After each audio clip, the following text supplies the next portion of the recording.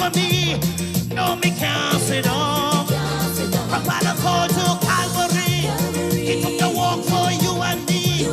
Then they nailed him to a tree. No, me can't sit down. Grenada, can't sit down, sit down, sit down, sit down. Me can't sit down. No, me can't sit down, sit down, sit down. Excuse me. What do you say? Me can't sit down, sit down, sit down, sit down. Me can't sit down. Grenada, can't sit down, sit down, sit down, sit down. Me can't sit down. Listen to me. So no matter what you say about me, no matter what you do to me, see I know I have the victory. So I can't sit down. He placed the fire down in my soul, and the Holy Ghost is in control. The blood of Jesus satisfies. I give me pass and he testify. Grenada, can't sit down, sit down, sit down, sit down. Me can't sit down. No, me can't sit down, sit down, sit down, sit down. Me can't sit down. My God, can't sit down, sit down, sit down, sit down. Me can't sit down. I refuse. He's been good to me. I gotta testify. Put up your hands and give him praise. Put up your hands and Grenada, Grenada, Grenada, Grenada, Grenada, Grenada, Grenada, Grenada.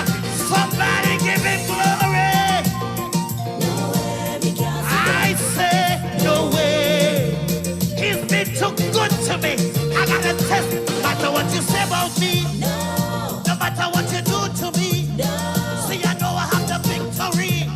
So I can't sit down. He placed a fire down in my soul, and the Holy Ghost is in control. The blood of Jesus satisfies. Please give me pass, let me testify. Say me can't sit down, sit down, sit down, sit down. Me can't sit down. God bless you, Grenada. Put up your hands and give him praise. Put up your hands and give him praise. Put up your hands and give him praise. Put up your hands and give him praise. He's been good. He's been good. Woke you up this morning. Kept you in your right mind. No, I can't sit down. I gotta testify. I make no apology. He's been good to me. Brought me from a mighty long way. Put my feet on rock to stay. I gotta testify, Grenada. I gotta testify, Grenada. I gotta God bless you, God bless you. I gotta go. This one dedicated to all Grenadans. Yeah, man. Wave your hands. Hey, hey. NNB, we're marching on. Marching on to victory. NNB, we're marching. NNB, we're marching. Marching on to victory. Tell them again. NNB, we're marching on. Marching on to victory. NNB, we're marching. NNB, we're marching. Marching on to victory. Jump and shout.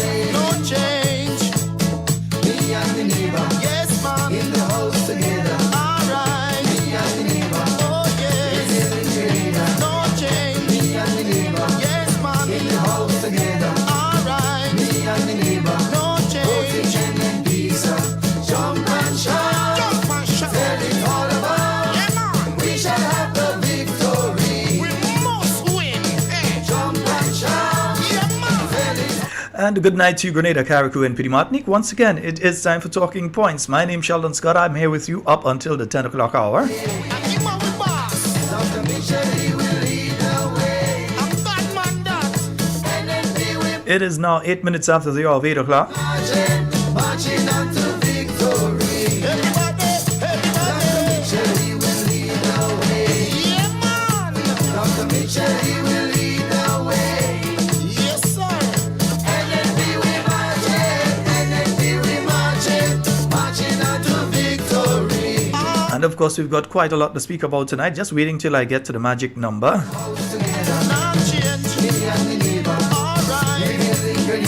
Remember to like and share both on you see on YouTube. You have to subscribe and you have to make sure that you like the video, and then on Facebook you have to like and you have to make sure that you share. You could even share the YouTube video on Facebook as well too, and you could do all that.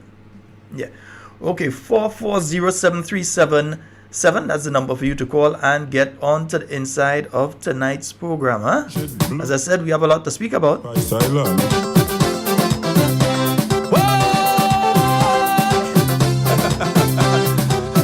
to the people, Mr. PM. Don't play with the Canadian people, cause the wind is turning around. At all. Like all you did only plan how to win. And after that all you can't do a thing. At all, poor people balling, they can't eat a meal. So what? It's like all you deaf and can't hear that still. Still waiting for one project to take off. Like it's done in as them how them could start. But prepare yourself and bang your belly, cause the wind turn around heading back for we. So I said the wind of change is blowing in the next direction. Man, the wind of change is blowing back where he came from. Hear the people out on the street. We want kids, we want kids. Man, they say they're tired, they can't take it. We want kids, we want kids. Man, the country balling it's sick. We want kids, we want kids. So they need a doctor to come fix it. We want kids, we want kids. Hear the young men out on the block. Man, they say they're tired of the old talk. Listen. So let me say a special good night to those of you on the YouTube. Alan, Alan Jones, I'm seeing you there. But let me say, Errol was the first person on tonight. I was watching. Sherma, good night to you. Cynthia, Shrajan, Jillian, Deborah, Kathleen, Michelle, I'm seeing you there as well. Anne Marie, good night. Jacinta, Listra, I'm also seeing you on tonight. Wilfred, Gloria, Christine, and Andrews, a special good night to you. Henry, Mr. Watts, good night. Agnes, Christine, April Fletcher, good night. Gemma, Warwood, good night to you. Kathleen, Faithlyn, and Barbara, Elsie, Hillary, let me see, Christine, Antonito, good night, bro. Let me see, Wilfred is there, Matthew is there, Chief Camahon, I see you there too. Nice. Christine, all right. Manda, Jeremiah, good night. Andrea, and let me see, Wendy, I'm seeing all of you there over on the Facebook. Let me see, I'm seeing Winnie, I'm seeing Gil, I'm seeing Jillian. I think some people say stop calling out people and go back and put on the music just now. Denise, Charmaine, Lona, let me see, Dillion, let me see, Peter, Leonard. Why am I having so much problem seeing tonight? I don't know. Maybe the glasses need to change soon. Right? No, I think I know is the problem. I need to get some sleep. Jocelyn, Maria, Cynthia, Sharon, Olive. A special good night to all of you on the live tonight. Remember again to like and share. Like it, share it. Like it, share it. We have to make sure the information gets out there, so we have to like it and share it and make sure that the information goes out there, because as I said, we have quite a lot to be speaking about tonight. Woo! I say be careful, the wind turning around. Jill Williams, what you mean you hear your name? Hey, you was busy dancing, that's why I didn't hear your name. Joyce Phillip, good night to you. No, you and the family locked on as usual. Tati, you and the family, good night. And then only know I just had to say some other special good night to Kathy. Zingo, good night to you, bro. Zingo, why I ain't go get you? Nimrod Oliver, special good night to you, bro. Hope you're having a wonderful night tonight. And of course, Miss Kiami, Good night, my dear. I hope you're having a wonderful night tonight and you had a wonderful day today. I didn't speak to Miss Cammy for the day today. You know? Yeah, that's bad. I didn't speak to Miss Cammy for the day. But I heard her this morning. But I ain't talked to her for the day. So maybe we might hear from her tonight. You know, we just have to hear from her, you know, so make sure that she okay. Nice. We want kids. All you know, all you lie and cheat. We want It's the Talking Point family. Payback is a son of a hole. We want kids. We want kids. Hear the young ladies in the town. Listen to them. They say they're tired of run around.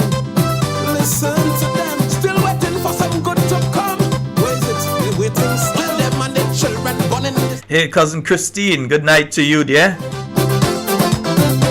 Be careful, sir. All my friends and family out there on the Sister Isle of Carriacou and Petit Martinique are saying a special good night to you. Yeah, don't worry, we're working on making sure that we get the program broadcast in Carriacou properly and thing do it. Nice. Healthcare system, well, that's in array. No talk, no medication, so them nurses say. That you like the shirt? Nice, nice. Don't worry, I will get one your size for you. Nice. CCC coming back, that was a lie. Big lie, big lie. Plenty people now, they living like bad. Friend to see a meet a man when he pass. They say they can't wait for another year. Keep playing your deaf and all you can't hear. Listen, but I said the wind of change. It blowing in the next direction. Man, the wind of change. It blowing back where he came from. Hear the people out on the streets. We want kids, we want kids. Man, they say they're tired, they can't take it. We want kids, we want kids. Man, the country groaning in pain. We want kids, we want kids. They will never make that mistake again. We want kids, we want kids. Hear the old people, them at home. So, folks, remember, tomorrow, there will be a parliament sitting tomorrow, a Senate sitting. I haven't seen anything that came out saying it's postponed. I was listening to the Prime Minister at the post-cabinet yesterday, and his utterances in relation to the data protection bill were basically along the line that they're still in the consultations and so on. And then at the end of the consultations, they'll see if they're making any adjustments or so. But as far as I know, the bill is still to go through all the stages and be passed tomorrow. And you have heard over the past few weeks the concerns that were raised by the New National Party in Parliament, by political leader of the New National Party, former Prime Minister, Dr. the Right Honorable Keith Mitchell. You heard the concerns that he raised in relation to the data protection bill. You also heard the concerns raised by the entire New National Party team at the sitting. Yeah? And you had a legal mind like Mr. Peter David. Yeah, Honorable Peter David. You had Honorable Emlyn Pear, very experienced in legislation, having been a parliamentarian for an extended period of time as a senator and then afterwards as a member of parliament of the lower house. You also had a presentation by Honorable Kate Skeeter-Lewis. And in all of the presentations, Honorable Clarice Modest-Cohen, in all of the presentations, you heard clearly the New National Party's position on the bill. And the position is simple. It is simply that yes, the bill is a necessity, but the rush to bring the bill with these flaws in it is like you're giving a person a vehicle, but you know the brakes ain't good, you know that the radiator leaking, and you know that it have a bad oil leak, plus a tire flat. But you're giving the person the vehicle and telling them, go ahead and drive. We go fix it after. That is what they're doing with this data protection bill. And it's not just us. We have pointed out on this program. Master Carl has done it in the morning time. Mr. Pierre has done it in the evening time. You've heard Mr. Andre Donald on it. You've heard many of us speaking in relation to the data protection bill and some of the dangers therein contained. You've even seen, and I've read for you here, some of you may have seen the actual message itself, but I've read for you here a message from none other than even George Worm, calling on the NDC administration to hold off on the bill and relook certain sections of it. And strange enough, he's pointing to the exact same sections that we have been pointing to for day one. From day one, we have been saying that those sections are cause for concern a cause for pause and reflection in relation to what you are attempting to achieve with this piece of legislation, and if this piece of legislation can be twisted and used against political opponents and others who may voice their opinions, who may try to get information that we fully believe should be in the public domain. There is no way that the government can come, hire people, and feel that their contract is none of we business. They fast. They out of order. Anybody that they hire, their contract can be public business because they're being paid by the public. So I see no problem because it's being asked for in Parliament and they're just bluntly refusing to give the information. They're dancing and tiptoeing around the tulips and they're just refusing. Well, no, there's the Caribbean. We have tulips. They're around the hibiscus and the bougainvillea. Because they're just refusing to give that information. But it is important that that information be released by the administration, because we are hearing salaries of 10,000 and above with other things, duty-free concessions on vehicle. Yeah? We're hearing all sorts of special contracts and so being given to people. And especially within the Ministry of Implementation and Transformation. Mobilization, implementation, and transformation. We're hearing stories. And if you're hiding the information from us, we're left to believe what we are hearing is true. So with that said, and with the current atmosphere where people are being told you have to sign oaths of affirmation and all these sort of things, where people are being dragged before the Public Service Commission, sent on administrative leave for extended period of time, where you have senior people within the government service who were performing, they are being demoted. Classic example, Mr. Norman Gilbert. He was the acting permanent secretary in the Ministry of Youth and Sport, demoted and sent down to the Ministry of Education, yeah, to a lesser position within the Ministry of Education. And they can't say that there are too many PSs, permanent secretaries. They can't say that. Because in the last couple of months, they've been hiring new people and bringing us permanent secretaries. So they can't say it's a situation that you have too many permanent secretaries. But they have been hiring people and bringing them in as permanent secretaries.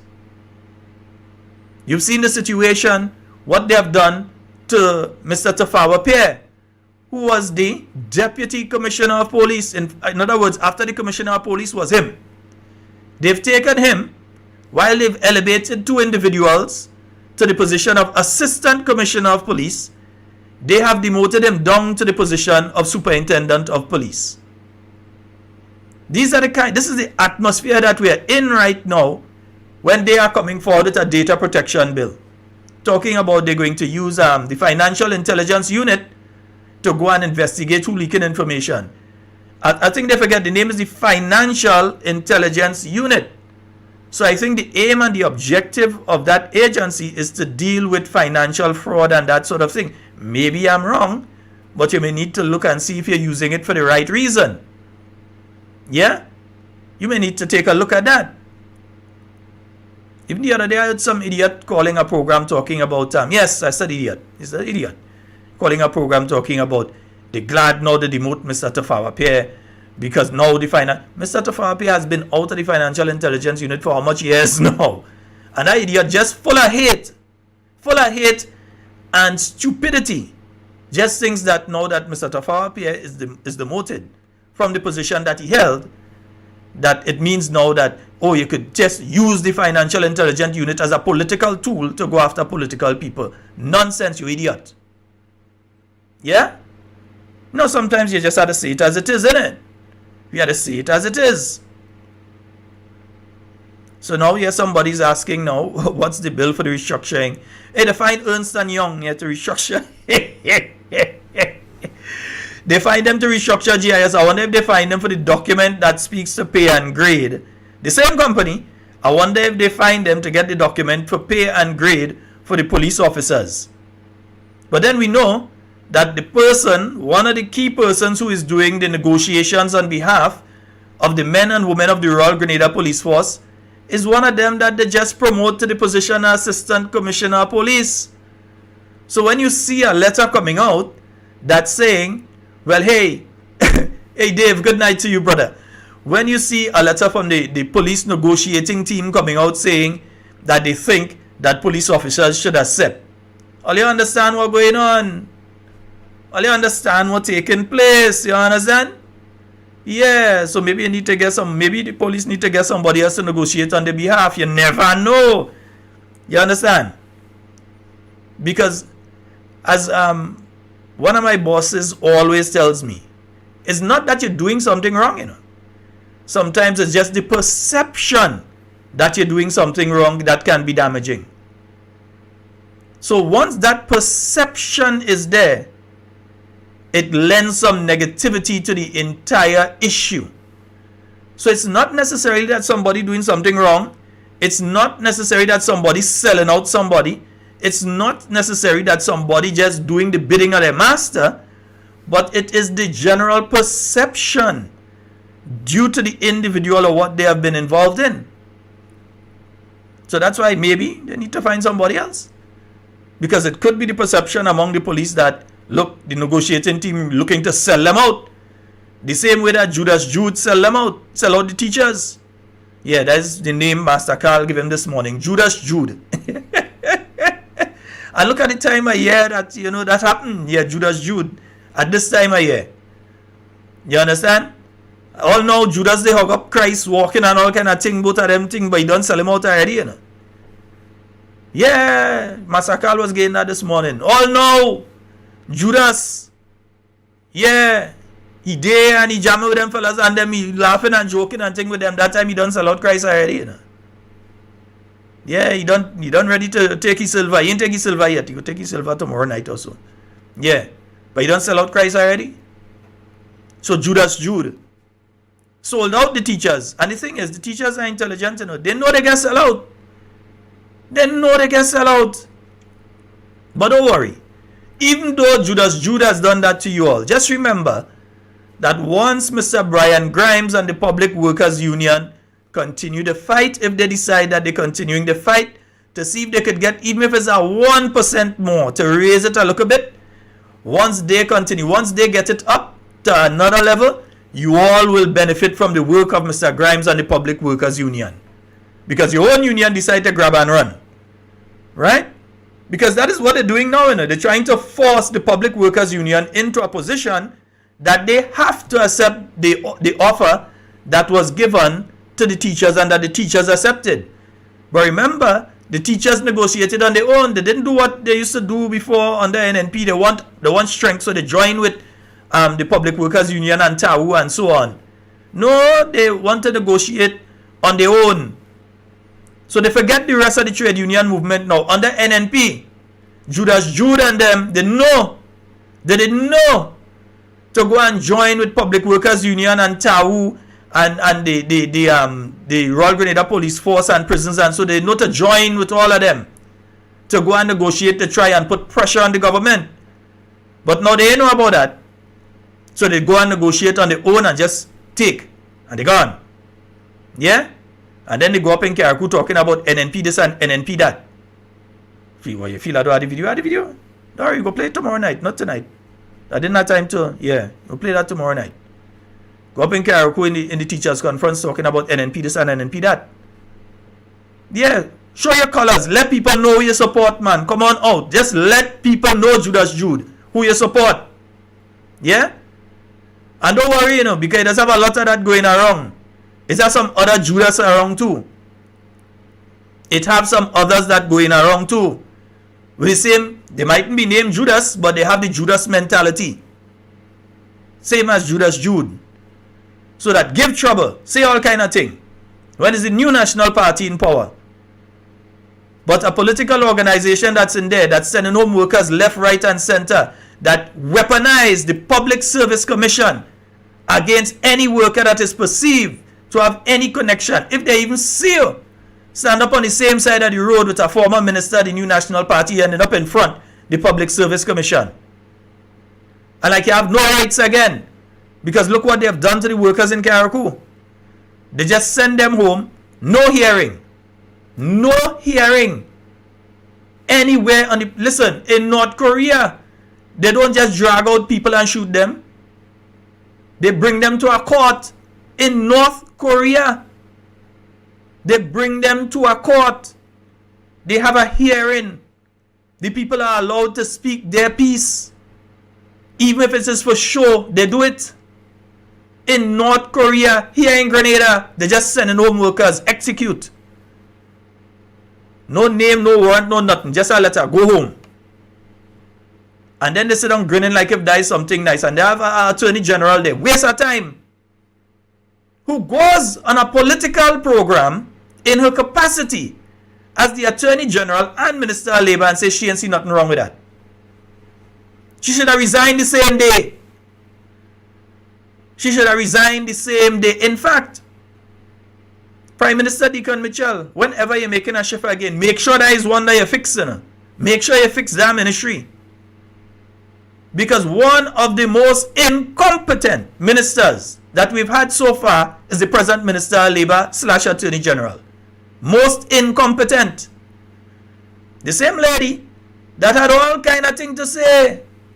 All kind of things she had to say. When the COVID-19 bill to save people's lives was being passed here in Grenada. She had all kind of things to say. What did the then government do? The then government pulled the bill for consultation. They pull it. She now is the one whose name is attached to this document. We raised the issue right on this program. We didn't just come and talk to you. We pull up each section that we have a problem with. We tell you what is the problem we have with that section. We show you what is in the bill. We didn't just say, well, the bill have this and it have that. We pull it up. We put it online so that you could see what it is we have a problem with. To hear from you as well, if you understand why we have a problem, and if you also have a problem, or if maybe we're misunderstanding it and you could explain it to us. We did that. The Bar Association come and say they also have problems with the bill. They went so far as to say they will prepare a dossier and hand up, like they expect the dossier to be done in 72 hours or 48 hours. These are lawyers. They have to make sure they might have an issue with a particular part. Lawyer A might have, and they're talking about 40-something or 50-something of them that have to send in their information by a particular time for it to be put together and then passed on to the Attorney General. Because you don't want them give her 30 things and the 30 things saying the same thing. So they have to put that together and pass on to her. She out there talking about she ain't get no dossier from them, so like they are nothing to worry about with it. And they address this part and they address that part and they address the other and all sort of thing. And then she's going to come, because I expect it and look out for it tomorrow in the parliament sitting. Not the budget sitting, but the parliament sitting. Look out for it, the arrogance.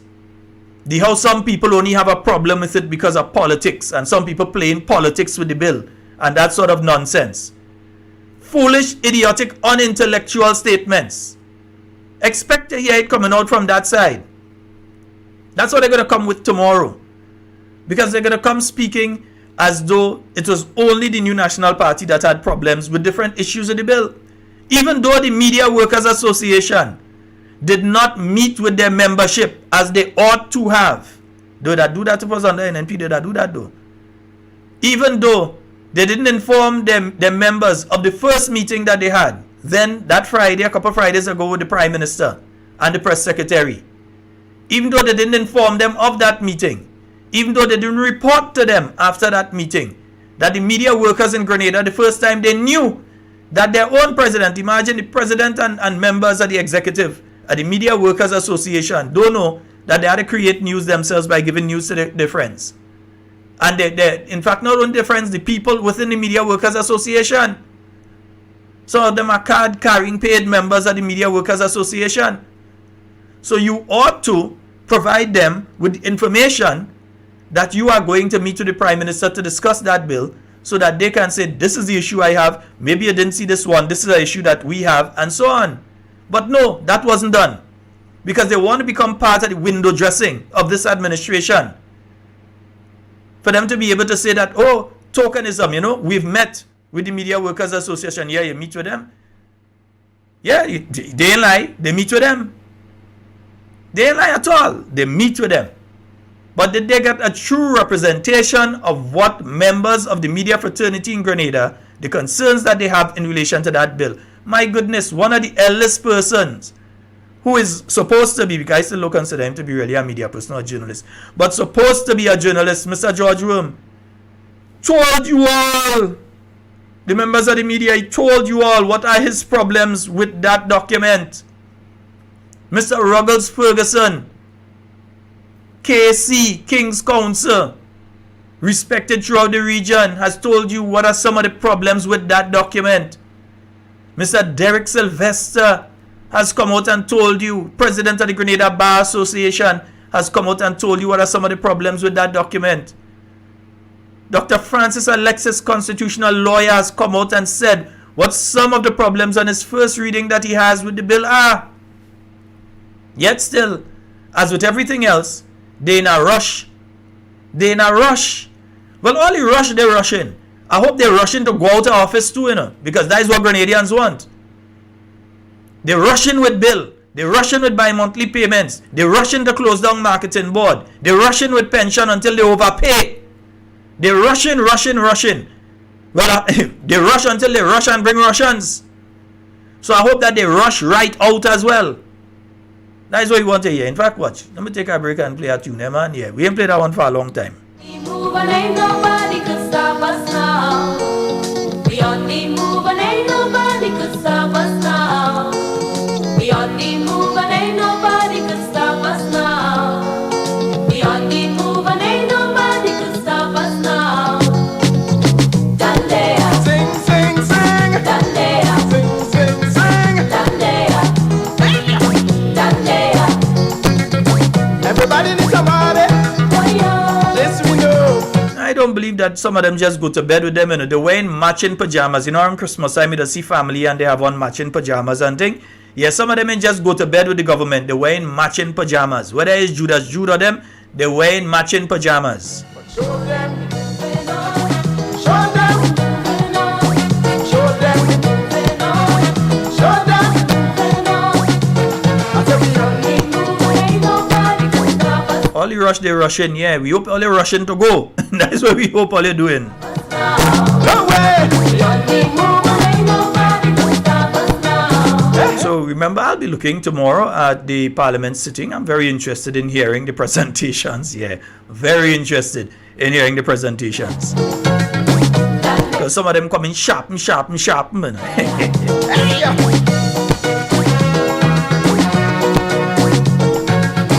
Very interested in them proving that this has to be passed tomorrow so that the country would not lose out on any money from any grant and so on. I really want them to prove that, yeah? They're just saying that, but I want them to prove it, yeah? All the negative people in the world today who don't want you to move on. They want you to see your way.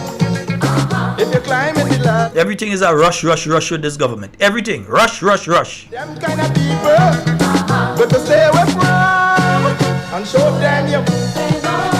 Show them you. Show them you. Show them you. Cousin Coy, good night. Move and ain't nobody. Let me say a special good night to my cousin Margaret. We on the move. Thank you so very much, yeah? We on the move. Helen Marie and Associates, good night to you. Mommy George, good night to you as well. Sing, sing, sing. Somebody when only passing, tell Miss Jacob I say good night, eh? Nice. Tell her I say hello. Sing. So yes, I'm seeing a question posed by Anthony today. Yes, tomorrow they're having the Zoom meeting for pensioners. Yeah, they have the Zoom meeting for pensioners. I did mention it last night that they're having a Zoom meeting tomorrow for the pensioners to discuss the bi-monthly payment. Number one, if they are pensioners, then most likely these individuals are over the age of 60. As such, they're also the people who are most likely not to be on Zoom, not to be on social media, with the inability to use the technology. But that's where they decide they're going and have it. They didn't say they're going and have something on a particular television station, a particular frequency or so, We have a call Good online. night, Sheldon. Good night. How you doing? I'm great, man. You go right ahead. What happened is he have the one on the head? I ain't catch. What? I ain't catch. What? Not the one inside him. Huh? And if you see, these people come in power, and they just feel they could just fool people and to lie for people and do people that kind of thing and feel they get away with it. Don't worry, the time coming. The time is shorting. Of course, The time man. coming. I'm just asking the people to get ready. Time longer than Get ready, twine. because you see the concert to pull up from violence already. Well, that tells you something. And telling you know he don't have the what? He didn't have the experience. So when you were controlling the money all the time, he didn't have the experience controlling the money. But let's But he okay. paying the all these big pension as he claim he say he paying, which he pay retroactive. He didn't have experience.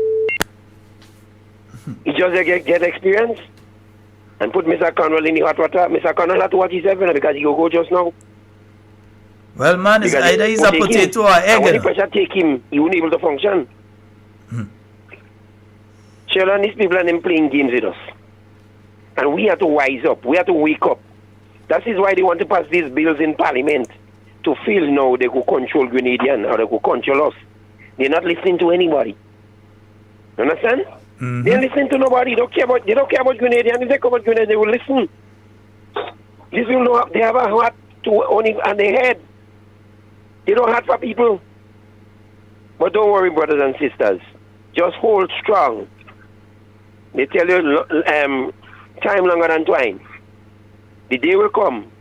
That day will come. And it's not long, because the pressures have to arise. And people feeling it and people bawling. We had a little meeting and it was successful with the executive. We coming a long way. And people turn to us now and tell us, look, they're sorry they vote. They didn't. Some of them didn't go and vote, and some again say they're sorry they vote for them because they're thinking that everything would have been nice, dan rosy.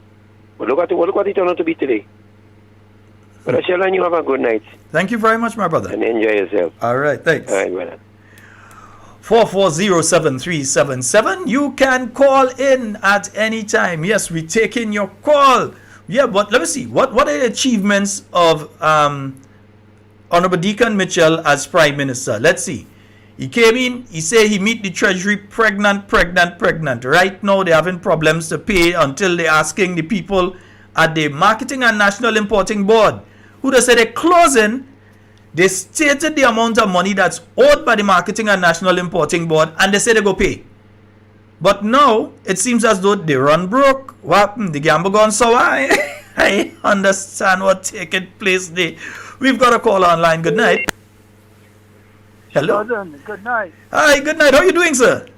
Not bad, not bad. All right. You go right ahead. Let me congratulate you on, I think some of the work you're doing is very important, especially in terms of highlighting areas related to freedom, like this data protection bill. And, you've led the cause, basically, and got many other groups, I guess, to become sensitized to it. And that's very important, because I don't think with any government at any time we should play with any possibility of the infringement upon people's freedoms. One of the things that in terms of this bill, and this is not what I really call about, but I must mention it, that the bill that I kept hearing is that they had to get this bill through, they have to rush this bill through to get funding. But I don't understand it, because I don't understand that for the very reason that NNP left millions of dollars in funding in various projects there. I think it was over 100 million. I stand subject to correction. And the bill wasn't passed. So how come this suddenly arises that to get funding, and there's been no explanation as to what these projects are that require this particular funding. The other thing that they said that caught my ears, I listened to the Prime Minister, and he talked about the understanding the bill in terms of the digital period that we are in. But perhaps you might want to go and do some research on that and come back and comment to us what we might be missing in that respect. I don't know. I just heard the Prime Minister mention that. And as you talk about freedoms, I think it'll be very useful if listeners would try to get the interviews on YouTube of we had it yesterday with Calista Faria, in which she spoke, and there's some of the things that worried me quite a bit. A minister, for argument's sake, telling a worker, you work, I like how you work very hard, but you're an MP. Yeah, all you, I know where your affiliations go.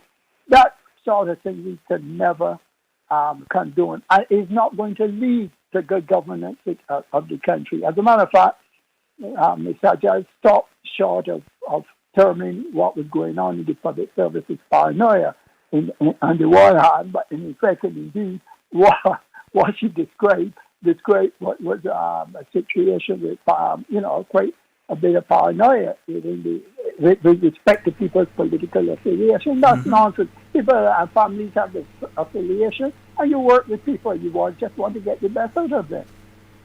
Yeah. And with just 100,000 people on this island, that's a block in New York. That's one small village in China.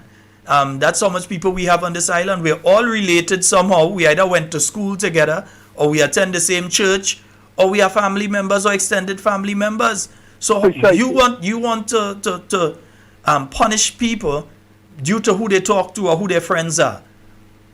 I mean, come on, our children go to the same school together, we go to the same PTA, different things like that. How could you? I mean, goodness. Yeah, but let me move on to the main point that I call about. I want to issue a challenge to the Prime Minister to rethink his position on Grenlec. This business of where he came in and he said, look, I'm going to resell Grenlec. And, okay, that would be part of the position. But I tell you why I think, it would be one of the more useful moves that the government could make if it was resolved. If you go back to the period of the 80s, especially there around 70s, 80s, and some extent early 90s, people had lots of chances to invest in the private sector in economies around this region. Perhaps not so much so here in Grenada, but in many other islands. They invested in areas like the communications media, the cable and wireless at that time. They invested in private sector businesses, and they invested in the very electric companies in various countries, etc. Now, come the turn of the century, the big conglomerates came in, and they pushed people mostly people in middle income, who would have had investments in these areas. They've been pushed out of these investments, be it in telecommunications, in electric companies in some islands in the region, and in businesses. The big conglomerates from Trinidad came up, and they pushed people out of those investments. Now, these investments yielded, provided good meals for people, and could provide very important supplements for people, especially when they're reaching to retirement, as supplements to NIS pensions, etc. So, fast forward to today, what do you have? You have very little opportunity for that to happen today. Most of these opportunities have contracted, and you have here in Grenada you have one or two businesses, but one of the bigger hardware businesses has been bought out by a country, an island, from another island. So I don't see them readily coming and putting shares up for people to invest in. Similarly, in the telecommunication business, those are international businesses. They haven't shown any sign that they're looking for investments from local people. But you have the telephone company, the Grenlec. Grenlec provided significant dividends to investors from overseas from the 90s right through until government bought it back over. Government sold it. We all know the story of that. The government sold it for peanuts to them, and they did well. Now, the company is back in the hand of government. Why would government want to go and sell the company to presumably a foreign entity? And even if it's a local entity, if that local entity is not going to then provide avenue for many local people to be able to invest in it. And if you think of it, if you got some 500, let's say to 1,000 middle income folk who are in the middle income investing up to, let's say, $50,000 or so, you put a cap on it so that you can't get a few people with significant wealth coming in buying all the investment. You know what that 500 to 1,000 people investing in, and that would be of the order of some 25 to 50 million worth of investment in the plant. That will be first of all, it teaches people as well what they must do in terms of. There's no sense, but you put your money in your bank for safety, but you make no money there. The credit unions similarly, and it is just probably one other instrument that folks don't usually use where there can be investments. So to get a significant number of people in the middle income to be able to invest in Grenlec would be a significant plus for this country, both in the short, medium, and long term. So I'm appealing to the Prime Minister to rethink that decision about selling out Grenlec, given its history and given the impact it can have on the people of this country down the road. All right. Thank you very much, Doc. Okay. All right. Beautiful. Yeah, that's my that's my doctor there, yeah.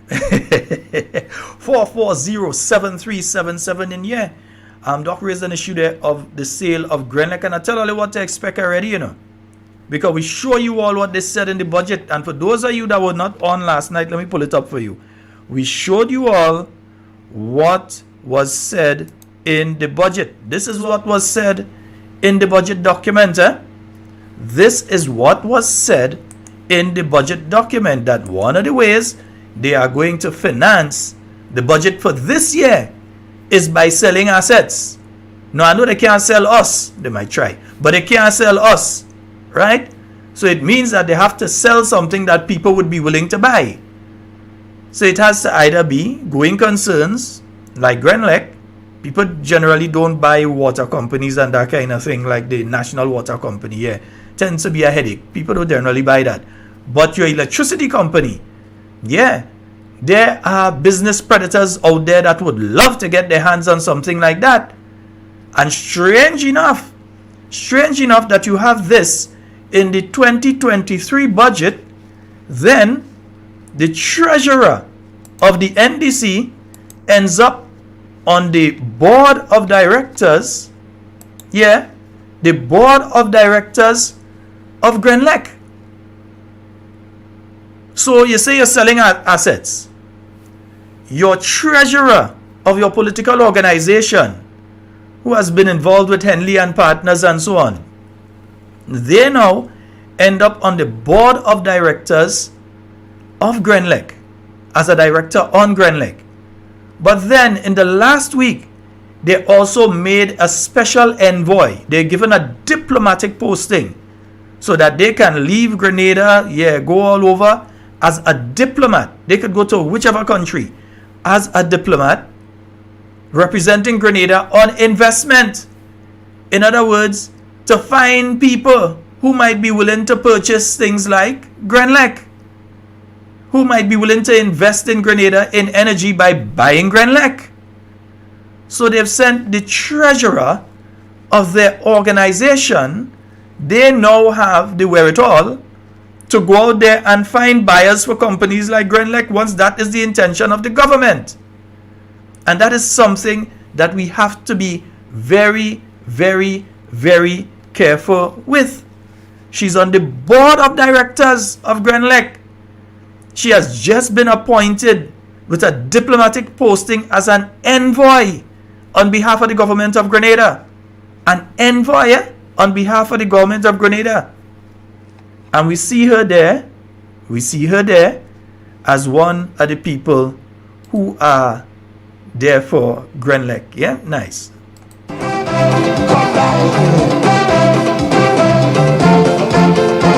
Things hard, it's hard, real hard.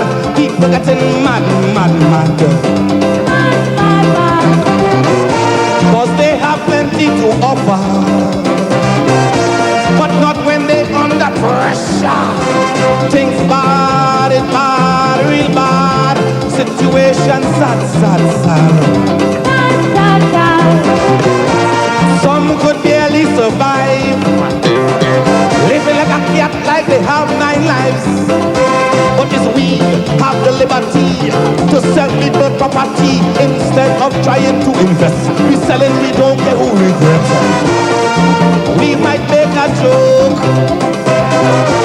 sell Morris Bishop airports, because the way how we sell it. And we have a caller online. Good night. Hello. Hi, good night. How are you? The Honorable Oliver Joseph. Hi, hello. Good night to you, sir. I think we have the Honorable Oliver Joseph online with us. Hello, we're hearing you, sir. Yes, I'm following your program. Very interesting. All right. Very interesting program. But I call. I don't normally call your program. I think that's the second time. But you know, sometimes I just have to call you. But yes. But there is an important point I think I need to stress. Mm-hmm. With the bi-monthly payment, and I want you to follow me carefully. Mm-hmm.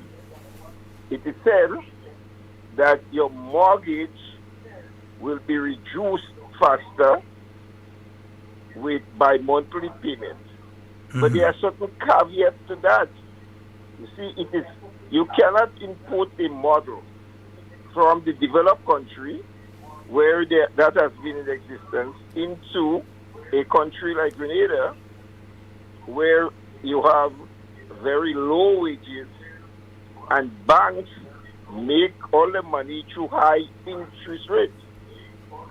So the first thing consumers must be aware of, public servants who are getting paid bi-monthly, they need to check with the financial institution to know how the interest is calculated, because you can calculate interest using different formulas. It could be a reducing balance, it could be a fixed rate, it could be variable rate,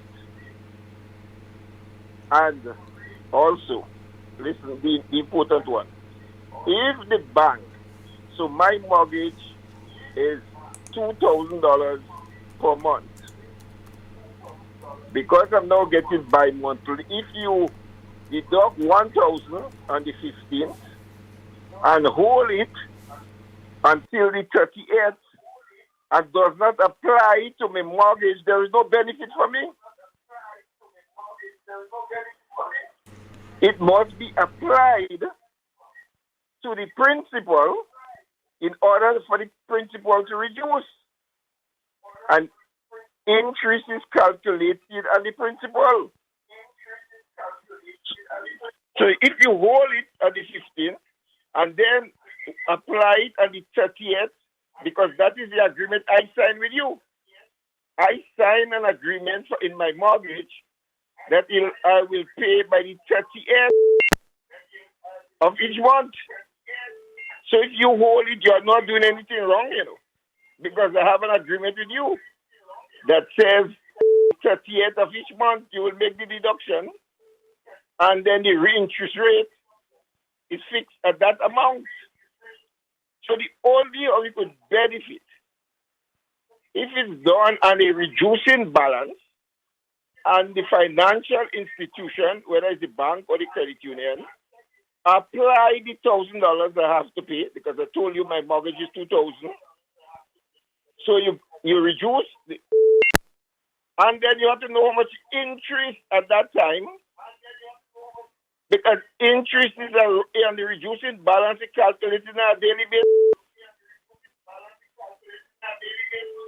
So all public officers need to engage their financial institutions to get it very clear how the bi-monthly payment will be applied to the mortgage. So it's not a straightforward thing, as I'm hearing the government saying that you will pay off faster. Well, that could happen, but it could happen if the financial institution recalculate the way they're going to charge the interest and reduce on the principal payment. That is the only how. Let me ask a question here, though. And the financial institution, yes. No, I think you were think you were just about to answer what I was going to ask without me even asking it. Will any financial institution do that and lose millions of dollars? Will any financial institution actually decide that they're going to give up all this money? Exactly, because interest is the cost of borrowing. So that is how the banks and the other financial institutions make their money. So I've heard that the government had consultation, and I believe they did have consultation, but the outcome of the consultation we don't know. So individuals are appealing to individuals to please address your financial institution,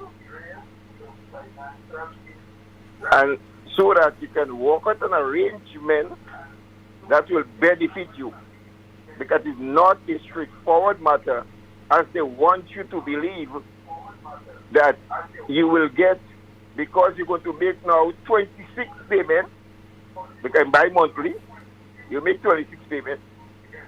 So as a result, you're paying down faster. As I said, that could only happen if the banks agree to make a change in the way they apply your payment to the principal, and secondly, the method of which they will use to apply your interest rate. That is the only how. I remember some years ago, I wrote an article accusing the banks of economic rent. All they interested in collecting interest. And some of the bankers got very upset with me. Well, that is one time I was very happy. When they criticized me, first time I get a criticism that makes me so happy. Because all the interest is interest. That is how they make their profit. They have a right to make interest, no problem, because that's how they make the money. But the consumer, there's a saying, buyer beware. Yeah. I'm sure you know that. Yeah. Buyer beware. Yes. Consumers beware. I think I'm taking too much of your time. No. It ain't no such thing when you there. You feel you're going to go there. No, you're there. I'm holding you. Let me ask you a question. A little off of the finances. As the immediate past Minister of Foreign Affairs, I know you've heard of the diplomatic appointments and so. Anything stood out specific to you in relation to the diplomatic appointments that were made? Well, of course, because 90% political. You see, when the government says, the Minister of Foreign Affairs will declare, and the Prime Minister, that they will appoint a new cadre, a young cadre of ambassadors to head missions and consulate. But I don't see any difference.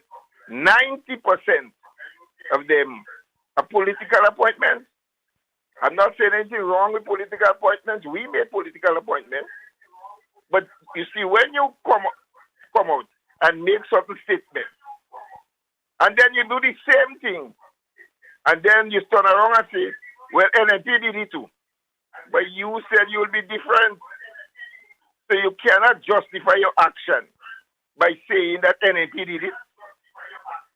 Because you said it was wrong when NNP did it. So how come it's right now when you doing it? You see? Yeah, and let me also that ask. doesn't make it right. But let You me condemn it. But let me also ask two pointed questions here. One, I realized that no appointment was made to CARICOM. The regional, I didn't hear a name being called as an appointment. No, I've heard that either. We used to have an ambassador to CARICOM and the commissioner to the OECS at ambassadorial level. Well, that has not yet been announced. I'm looking forward. But from the name I've heard circulating, it's a next political appointment.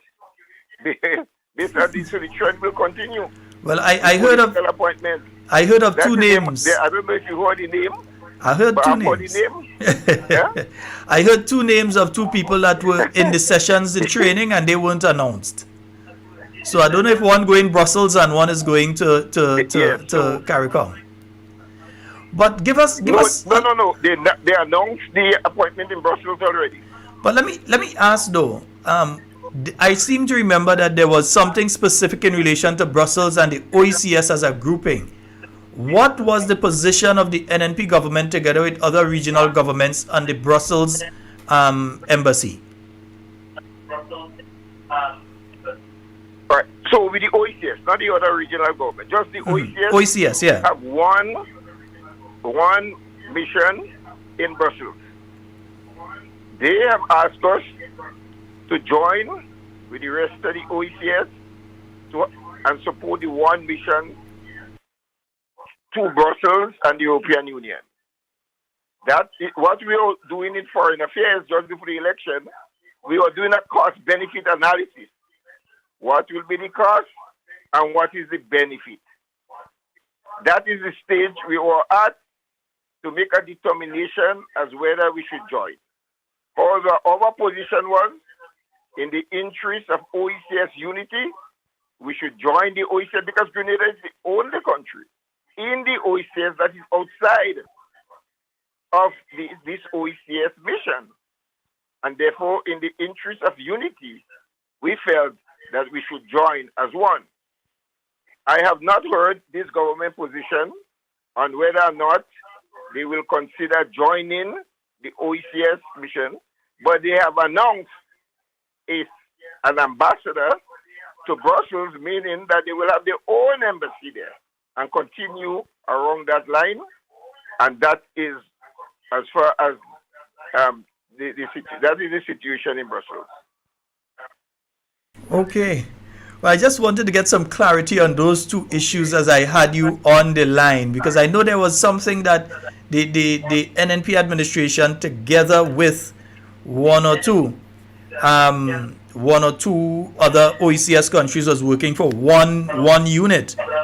So I'm glad I got that clarification from you. So I'd like to thank you so very much, sir. I don't want to take up more of your time. So I'd like to thank you so very much for joining us tonight. Yeah, keep up the good work. You're doing an excellent job. All right, thank you so very much. All right, folks, we were speaking there with, I still call him the Honorable Oliver Joseph, yeah? And you know, if it's one man that understands economics and finance, that is one of the men, eh? Yeah, telling you. Now, I've just been made aware, even while the Honorable Oliver Joseph was speaking there. Now, for instance, Ariza, they have sent out a note saying that your monthly obligations will be divided and deducted bi-monthly to honor your commitments. You are not required to come in or sign any additional documents. Now understand, what Ariza is saying there is that when the money comes in, they're going to take out half of the amount for your loan at the end of the month. Then at the end of the month, they're going to take out the other half and apply. They said they would deduct. They didn't say they would apply on a fortnightly basis. We have to be very careful with this thing called the English language. Let me read it again for you. Your monthly obligations will be divided and deducted bi-monthly to honor your commitments. You are not required to come in or sign any additional documents. So they know when your money come in on the next week Friday, they're going to take half of what they have to take. and then at the end of the month they take the other half, and then they take the two halves and apply it to your loan. How is that going to make a difference for you? How is that going to make you pay less interest? You're not actually making two payments. You're still making one payment. It just means that they're going to deduct it and hold it. And I believe, because you've just heard what Honorable Oliver Joseph was saying there, you've just heard what he said, and I believe this is what will be applied by all of the financial institutions. When the first payment comes in, they hold the half that they're supposed to hold. They hold that? Right, they hold the half. And they apply it at the end of the month. So it's not going to improve your payments, your interest and so on. It's not going to make you pay less. And by the way, you can't be upset with Ariza for that. They have signed legal agreements with you in relation to your payments.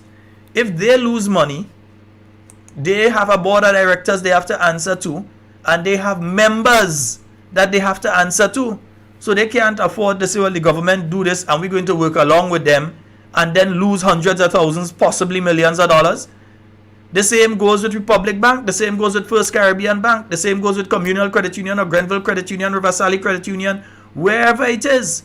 They can't just decide that they are going to work along with the government because we're working along with the government and lose money.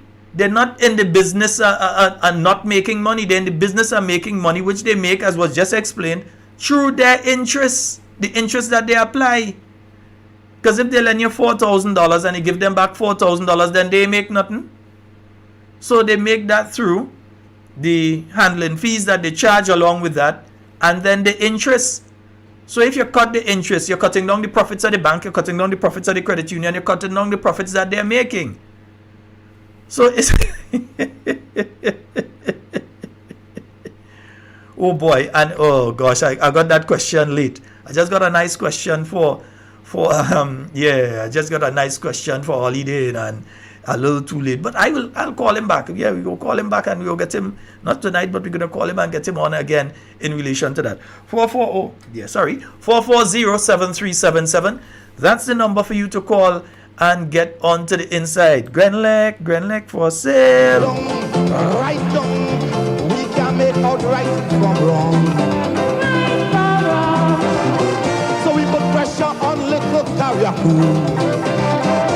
Betty Martinique next is you. Well, defenders on the street. Forgive our deceit. You've got a call online. Good night. Hey Sheldon, how you doing, brother? Yeah, I'm quite fine. Good. No, I listened to the Honorable Oliver Joseph speak tonight, and he was very clear in terms of the mortgages and the bi-weekly payment or bi-monthly payment, whatever. Minister Cornwall, Minister of Finance, did not explain that to the people. No, but wait, Minister Cornwall. Let me just clarify. Minister Cornwall was not there. He's off island, so it wasn't him. The Prime Minister was there, and the person who did it was the permanent secretary. He's Cornwall brother, but his name is Sylvester. But these technical things were not explained to the people who have mortgages and loans. So they were thinking, okay, because I think I heard one of the ministers mention that you'll be paying off your mortgages much faster and your bills much faster. But that was the permanent secretary that was making that statement that you're going to pay things faster. I don't know where you get that from, but that's what he's saying. And I think that's not good. The people who owes mortgages and bill payment, car loans or whatever, that should be told to them. It should be explained to them. But the thing is, Sheldon, when you do things in a rush, that's what happens. And that's what I'm saying is everything with this administration seems to be a rush. But what we want them to rush and do is rush and leave. Right. That's what we want them to do. Rush and leave. Everything's a rush. So rush and leave. It's not fair. And if you notice, the Data Protection Act that they're trying to pass, again, it's a rush. The bi-weekly payment, it's also a rush. You know, I mean, give people time to think about things before you implement it. You know what I mean? Yeah. And there's no reason, even between the time that we started the conversation in relation to this bill and now, that they could not have had a conversation with. In fact, they said they're speaking to people. I am yet to hear if they've called the New National Party as the opposition in to say, let's have a consultation on this document. Of course. They and had. I listened to, you know what, I have respect for people in the law, but Claudia Joseph is very arrogant. She reminds me of the Marjorie Taylor, Marjorie Green or whatever from the United States. Very, very arrogant. And I listened to her on the Bob show last Sunday. I mean, the woman was not, she was very arrogant and hasty. Like, she just wanted to do things her way. And that's not right. Yeah, and it's not just her way. It seems as though as long as you're in the opposition, number one, you shouldn't be working with government. Number two, you shouldn't say anything on anything. Yeah, it seems as though you shouldn't have a voice. You shouldn't say nothing. I mean, I listened to the Bar Association. I listened to Ruggles Ferguson. I listened to Francis Alexis. I listened to George Worm and prominent people. And she's not listening. She just wants to rush down, and I think that is so unfair. All right, my brother. One more thing I want to touch on. Yeah, go ahead. The Prime Minister talked so much about agriculture in his 3-point agenda. You remember that? Yes. And why switch to the Ministry of Works instead of going to the Ministry of Agriculture? Well, he alone could answer that question. In his 3-point agenda, I listened very carefully.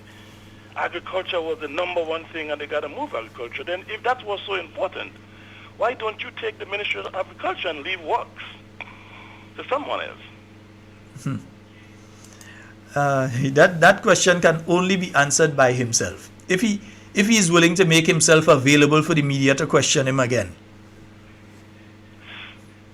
Maybe for the farmers to question him as well. Anyway, brother, keep All up right. the good work. Thank you so very much. Yes, indeed.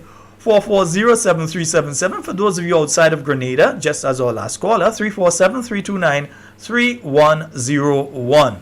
So yeah, let me read that part of the, okay, let me read the entire thing from the credit union fee from Ariza. Dear public officers, we are happy to inform that your Ariza account will be automatically updated to facilitate the deposit of your Government of Grenada salaries from monthly to bi-monthly effective April 2023. Your monthly obligations will be divided and deducted bi-monthly to honor your commitments. You are not required to come in or sign any additional documents. Should you have any questions or concerns, please contact us via email accounts@arizacu.com or 440-1759. Remain committed to finding innovative, creative, and efficient ways to assist you on your journey to financial freedom. Now, that's what Ariza put out. They didn't lie. They didn't try to twist the truth. They said they will deduct the money. They didn't say they're applying it. If they have to apply it on the 28th, the half that they take at the 15th and the half that they get around that time, they're going to put the two together and apply it at that point in time. Yeah? I don't know how many of you have done it before, that you've paid off a loan before the time that you're supposed to pay it off. You realize that you incur a penalty. Yeah, because they're losing interest. You come and you pay off everything early. So they penalize you. So you lose money by going and pay off earlier than you're supposed to pay off. Yeah? Because the credit union or the bank isn't going to allow themselves to ever end up in a situation where they are going to lose significant amounts of money. So the statement, and let me play the statement for you. I will play it here. Yeah, let me play the statement for you. To be a politician, so I start to have indicated that they have been reaching out to their customers in terms of providing options on how they pay the mortgages. And as Prime Minister mentioned, there is the option to pay your mortgage on a twice monthly basis. So basically, instead of having to pay 12 payments per year, you can pay 24 payments, and of course that allows you to be able to pay down your mortgage or your loan faster. And of course there are interest benefits to that. They have also indicated that there will be flexibility for persons to be able to access the resources much faster. And so there's that option of either doing the monthly or doing the twice monthly. And so we are very happy about that with respect to persons who had fears or have concerns about how they will be able to meet their commitments, they can do so without fear. Now, also, they have sent out a circular I've seen a circular that has gone out, a digital circular that has been circulating. In fact, I've not taken a call on the WhatsApp. Let me take the call on the WhatsApp, then I'll get back to that. Let me see. Hello, good night. Good night, Sheldon. Hi, good night. How are you? I'm fine. How you doing? Quite fine.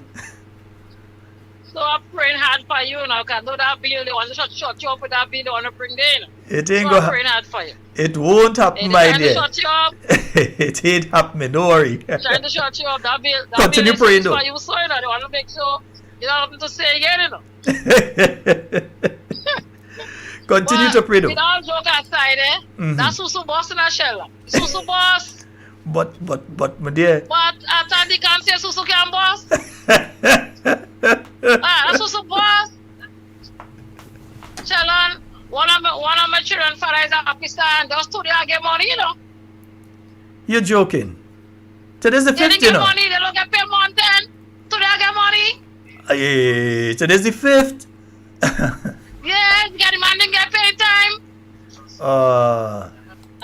And he started, he said, I said I get the money for his time now. You asked the thing was going? My goodness. This man didn't get paid on time. But Sheldon, let me tell you something. You see the thing about the fortnight pay, I was paying a loan years ago, and they used to pay fortnightly where I was working. That was an American company called Airport. I don't know if you ever but I remember Abbott, yeah. Used to be in frequented, yes. Yeah, I remember them. They used to pay every fortnight. And my monthly allowance was $420 a month. I started paying the loan. Mm-hmm. And they used to take $210 every fortnight. Right? Yeah. And then you have sometime the month carry 3 fortnights. Mm-hmm. According to how it flow, okay. Right. So sometimes they get an extra $210. And then you have times when I go in the bank, they will tell me when I have a few $100 overpaid because of the 3 fortnights fall in 1 month. So then they tell me I could either leave it or take it. So I'm going to take it and I'm going to leave it. Depending on how broke I am at the time. Yeah. You know, so that could happen. And the next thing is let me tell you about this problem with the government not paying salary on time and don't having money to do nothing. It's like a contractor. You contract him to do a job. And he tell you, I'll give you have to get your building in a year time. I say 6 months time. Then you do the maths with how much money you have to pay you as the contractor, as the person that will take the job, and then they pay you the foreman, and then you have to get your workers, the mason, the steelman, the carpenter workers, the carpenters, the helpers. They do the maths, and then how much they pay them a day, by fortnight, a week, or whatever, and then now they will calculate how much it's going to cost for the 6 months, and you give the person the figure, and they sign up on your agreement. Afterwards, they pay you they pay the money in phases, right? So if you sign up your agreement and everything, you accept the first phase of the money for the first phase of the job. If you employ workers that are not working according to time, you're going to find a situation where you will overpay them, and the work is supposed to be done in that amount of time, it's not being done. You understand? So then it will happen where you will select your boss, because sometimes the boss might get harassed and say, well, I'll give you all this money. I look at that and see they work for all this money. Right? And then when the time comes, 6 months reach now, all the money was paid to you and the work is not finished. You understand? And then now you have to find your own money to pay your workers to finish the job. No, I right understand. now you're in trouble. I understand. That's what now they can't let you show off too much. It will show off. It come in there hot and sweaty and I paying that salary and I paying pension. I remember my Prime Minister Keith Mitchell said that doc salary was told I want to bite him in the ass. And that is what's happening there right now. All this show off, the Susu boss. You understand? And it's that. All right, my dear. You enjoy your night. Good night.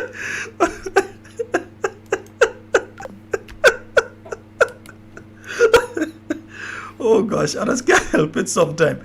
The lady get she money later. I didn't think them thing would So happen. don't worry your head too much about empty treasury. Empty treasury. We in the NDC, we have the exposure. We have had the exposure. Good? And we know what to do to find money, to look after the needs of our people. And as I have the mic, let me say, as we go around the country and we speak to our people, that's a topic that they always say to us, we go pay salary late and we don't know how to run a country. Tell them that we say we know how to run a country and tell them that we wouldn't pay salary late. All right? Tell them that affirmatively. We're not going to pay salary late and we know how to run a country. Yeah, all you hear the people and them, but policeman just getting paid all kind. And then, as I said, I was looking at the circular that they've passed around, and a part of that is that they did not. They said one of the questions is, can I decide on the frequency of my loan payment? That is one thing. You can't decide on that. So they said yes in consultations with financial institutions. No, you have a legally signed document to the financial institutions. They are not going to change anything in that agreement that it's going to be beneficial to you and not beneficial to them. So that is nonsense. And it also asks if people ask if they could decide. Let me see where it is here. There's a question here that speaks to if you could decide that you want to be paid monthly or bi-monthly and so on. They said clearly no. That's one of the questions here. I'm not seeing it right now. No. Do I have the option of continuing to receive my salary monthly? No. It will be administratively burdensome to operate various pay options.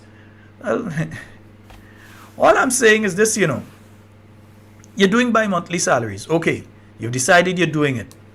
Why the rush? They're rushing to do everything. Rushing.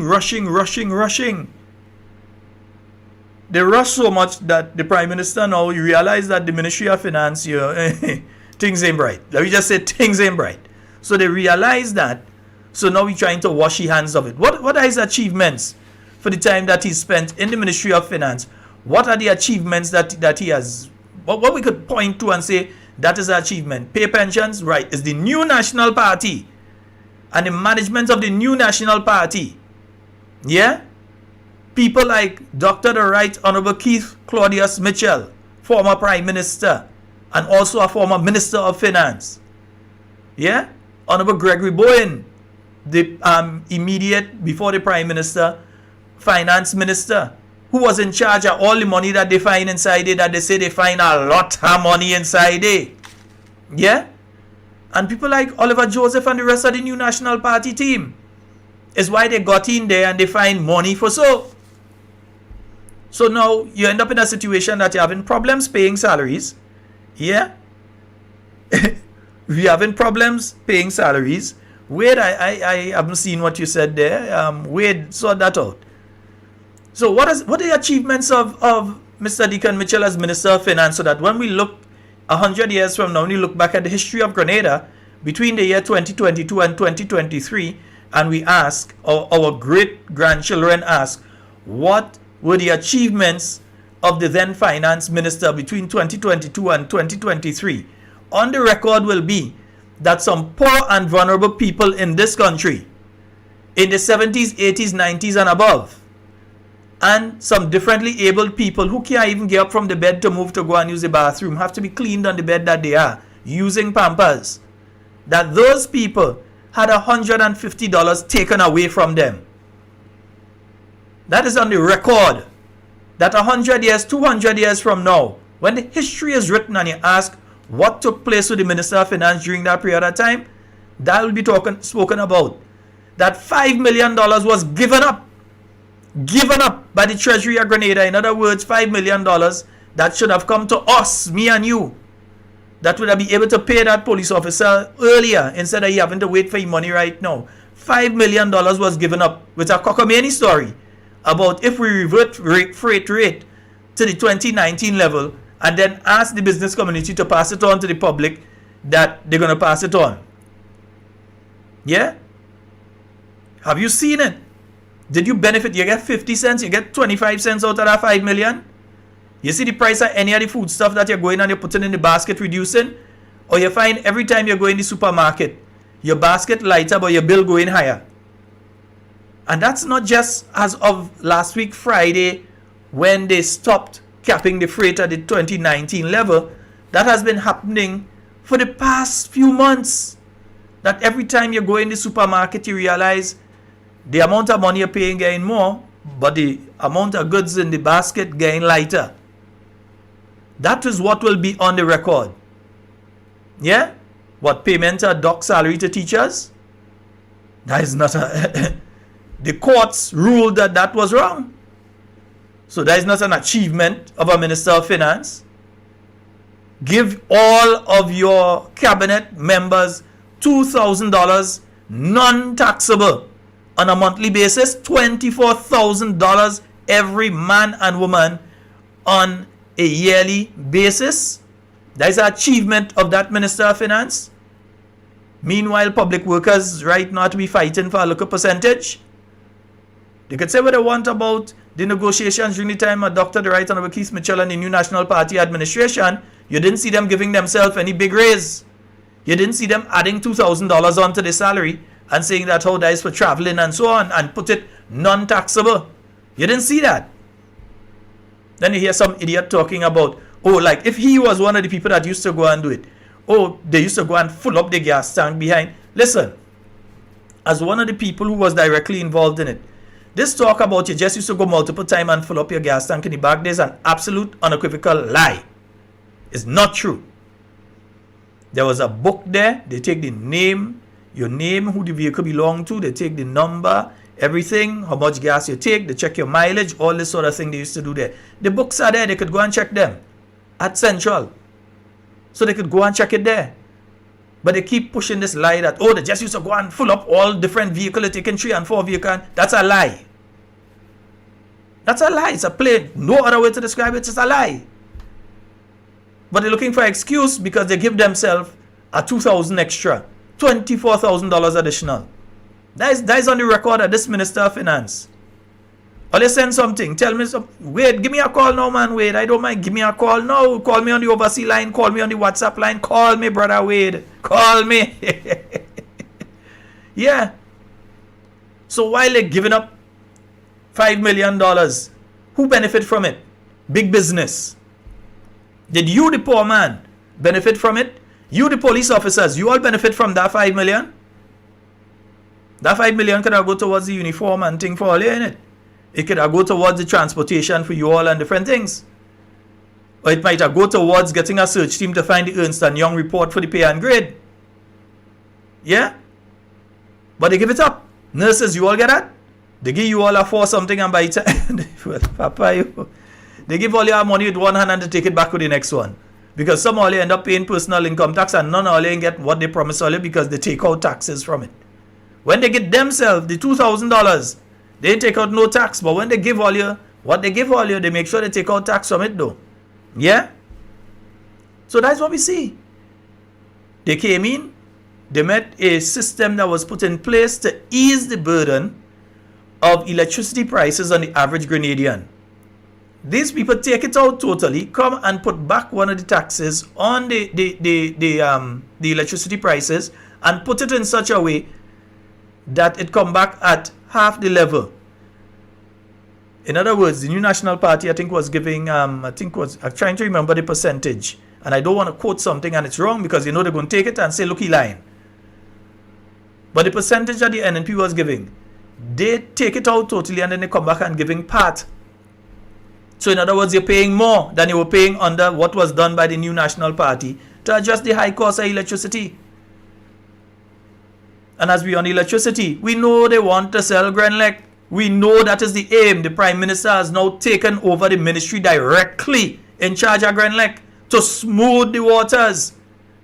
Last week, they appoint a special envoy with responsibility for investment who just happens to be a director on the board of Grenlec.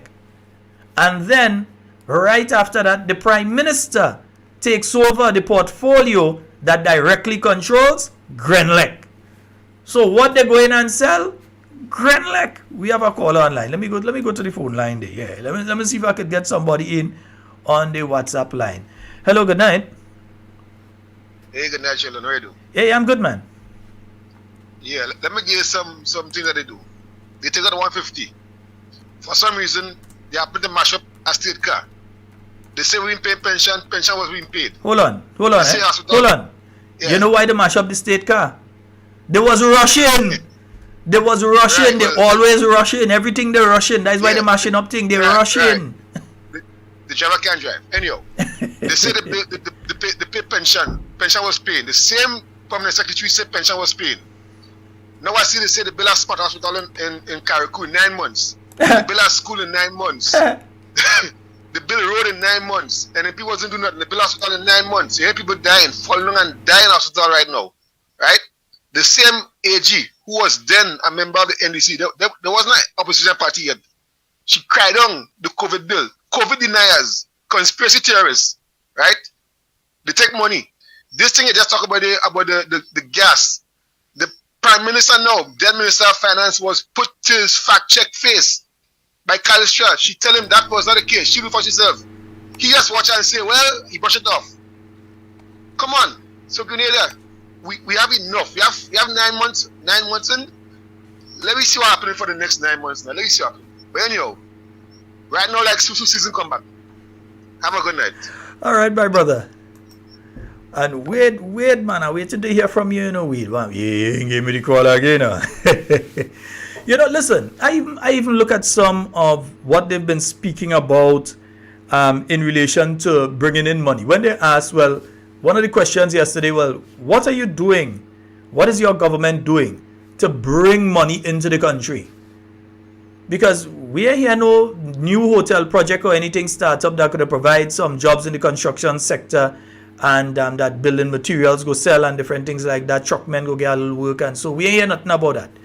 We ain't hear nothing about no major projects that the NDC has brought, the ones that the New National Party had, like the hotels that Brother Oliver Joseph and the New National Party team get for St. David and so on. You notice I say hotels, right, that they get for St. David, that those projects are going on and so. But you ain't see nothing new coming from the NDC. The only project that they have so far, that's why they run and bring WASH, because they know the only project they had outside of that was the Send Home project. So they come and bring the WASH now and officially make it the We Are Sending Home. That's what the WASH program really is. We are sending home. So that's why they're bringing people in front of the Public Service Commission and they have people all over the place only sending home people here, sending home people there, doing these kind of things. They send home until they send home down to the Labour Commissioner in this country. The Labour Commissioner, in other words, the person you're supposed to go to when they get sent home, they send she home too. But don't worry, you know the day will come when the people of Grenada will send them home. Yeah, time longer than twine.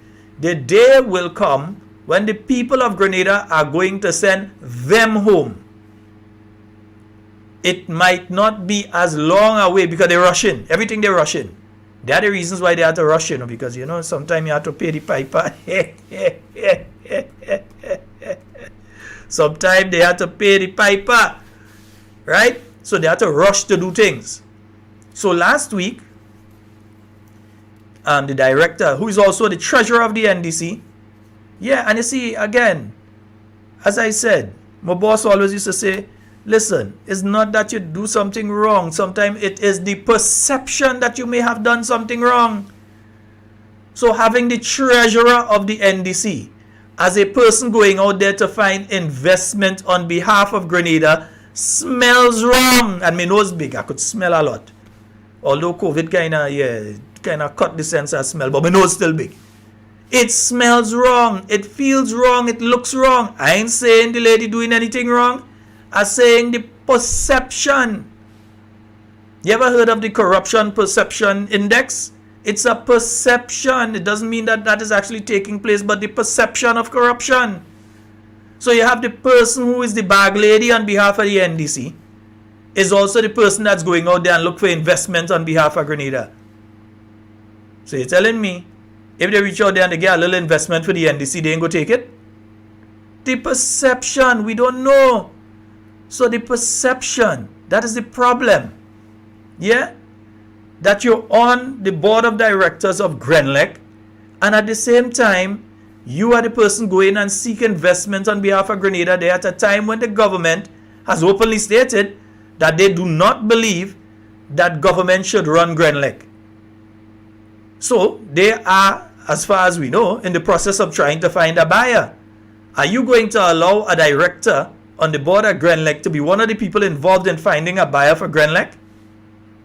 And they're also sitting as the treasurer of your own political organization? I find something in smelling right with that. If all you find is okay, say so, send message. Tell me, Sheldon, you're wrong. Tell me it's okay. I ain't find that right. I ain't find that right at all. But yet still they don't want us to speak about these things in this country. They're trying to silence us as much as possible. Look, you ask them, well, how are you going to raise money for the country? What are you going to be doing to raise money for the country? And I'll get back to a point I wanted to make on that one. Right after we take this call. Hello, good night. I find you being biased. You know.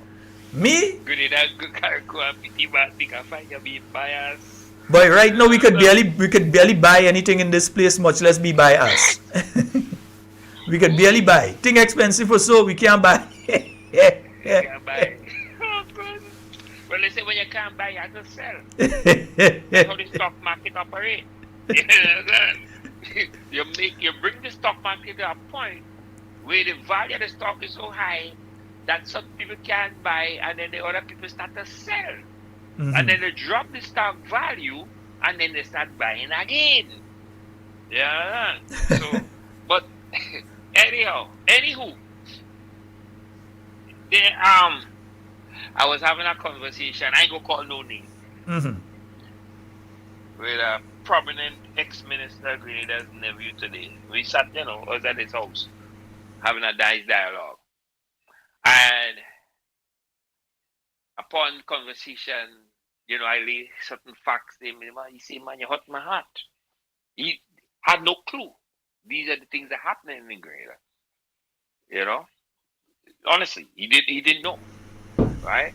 And you remember I said to you, even prior to the last election campaign, that, and I'm going to put this at the feet of the NNP, that the PRO and them don't do a good job as promoting the party's agenda and what's going on within the government, because people outside in the diaspora only getting the news one-sided. Mm-hmm, right? Mm-hmm. And it's still happening.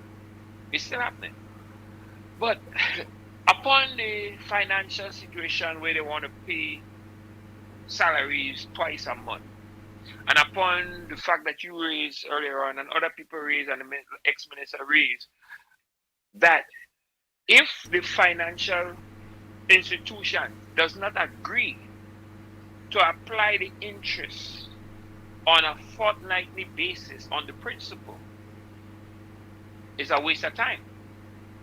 Mm-hmm. Right? But let's just think for a minute. Kind of just throw something out there. A lot of people has been sent home for the last 9 months.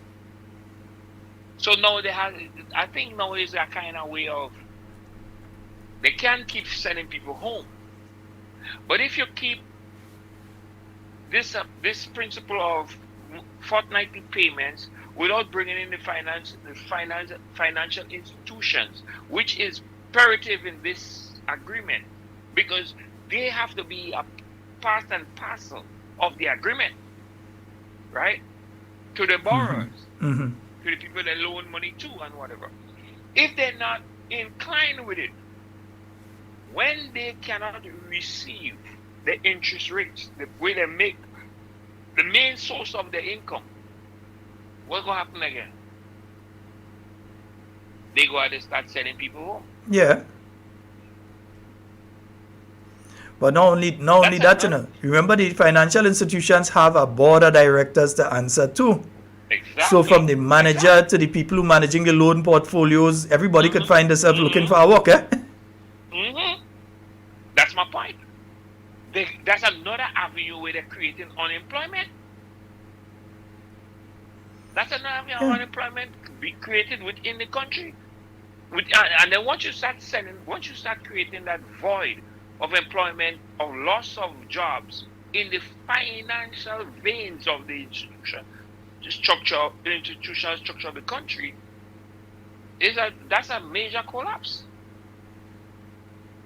That within itself is a major collapse. So, but let me ask you a question.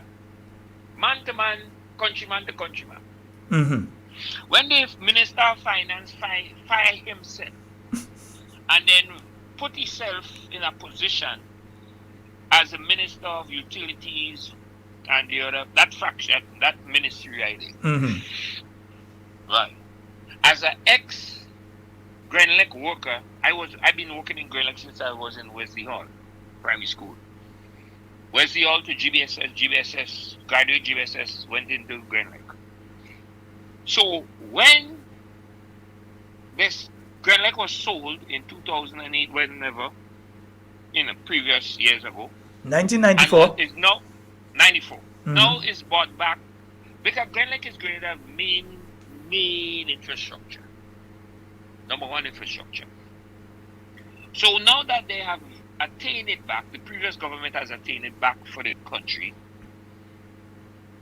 And the Prime Minister, which is the last financial minister, was the representative lawyer, defense lawyer of the company who previously owned the company, has now put himself as the head man of utilities. What is this good? You think is really going to happen now? Yeah, because remember, he can set the regulations, huh? He can set the regulations that guide what the company does. The mistakes they made on the last sale contract, which he came in as a lawyer to defend them, to keep the attainment of the company. No, he could write that script, correct all the defaults, all the loopholes. So once this company sold this time around, is a Hail Mary for that company to come back in the hands of Grenada, Carrico and P.T. Martin. And anybody want to dispute that, then I don't want to call people, I don't want to cast names upon people, about country people. But you understand what I'm talking about? Yeah. Because if he ever successfully sell this company now, this company would never easily come back in the hands of the Republic of Grenada, Carrico and P.T. Martin. And it's not to do with NDC, NMP, New Trumer, GULP, non-political party. No, we could forget that. This is the main infrastructure of the Grenadian people. Every Grenadian right now can invest into Grenlec. And this is something I always say, that there are people in the country who are educated enough to sit down. When they go and sit down by the bar, the rum shop in Prickly Bay, in Dodgy Dock, wherever, they should be able to educate this smallest of those financial persons in Grenada, meaning of the people that acquire the lowest salary in Grenada, how, even if it's $20 a month, how they could put that money into Grenlec and have a return.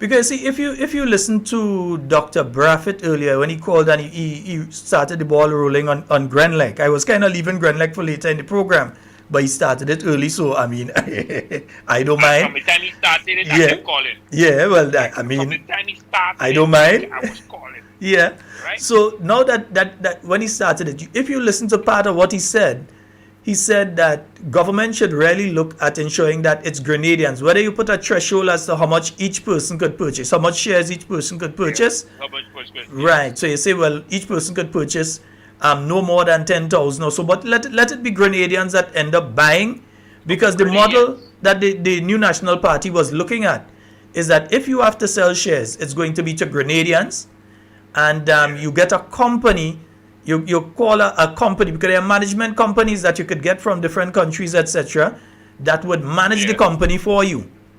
And then the dividends are going to Grenadians instead of dividends ending up in Miami or in Xinjiang or wherever. In your Taiwan way. Yeah, the money stays here. Once the money ends up outside of the country, it is not beneficial to the country. Okay? Yeah.